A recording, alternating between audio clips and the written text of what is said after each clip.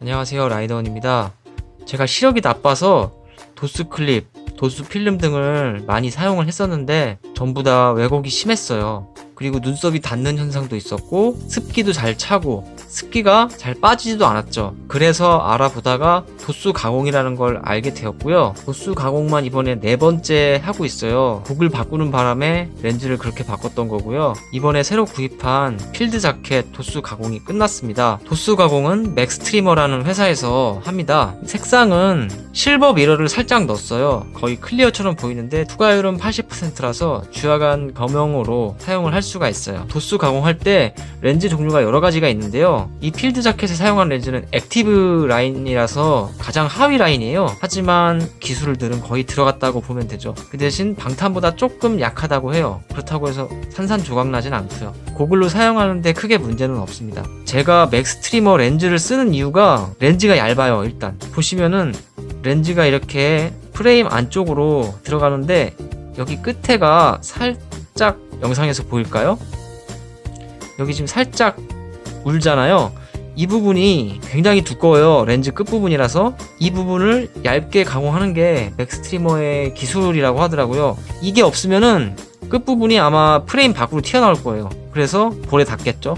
무게도 많이 나가고 그 부분에 있어서 맥스트리머 렌즈가 좋은 것 같아요. 이전에 사용했던 조브레이커 한번 볼까요? 조브레이커도 맥스트리머 렌즈긴 한데 필드 자켓에서는 액티브, 조브레이커에서는 폴베이션 렌즈라고 해서 방탄 렌즈예요. 본격적인 방탄 렌즈 라인인데 가격도 이쪽이 비싸죠. 그런데 조브레이커 같은 경우에는 액티브 렌즈를 쓸 수가 없대요. 고글마다 커브가 있어서 그 커브 차이에 따라서 사용할 수 있는 렌즈가 다른데 조브레이커는 폴베이션 렌즈부터 사용할 수 있던 거죠. 그래서 가격도 조금 차이가 나고요. 그리고 방탄이기 때문에 더 튼튼하겠죠? 조브레이커는 다른 고글에 비해서 렌즈가 조금 큰 편이죠.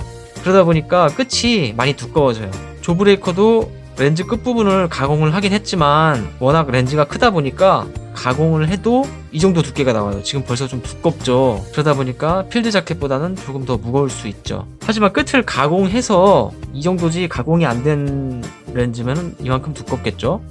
조브레이커도 투과율 80%의 실버 미러를 넣었었고요. 이렇게 도수 가공을 해서 착용을 해보면 도수 클립, 도수 필름과는 비교가 되지가 않습니다. 그냥 안경 낀 것처럼 편해요. 처음 새 안경 꼈을 때 살짝 이질감 느껴지잖아요. 살짝 어지러운? 안경 끼는 분들이라면 다 아는 느낌이죠. 새 안경 끼고 5분만 지나면 적응이 된다는 거. 그 정도로 편해요. 가격만 빼면 모든 게 장점이죠. 제가 몇 년째 도수 가공 렌즈를 사용해 보니까 쓸만하다고 생각이 됐어요. 그래서 지금 계속 사용하고 있는 거고요.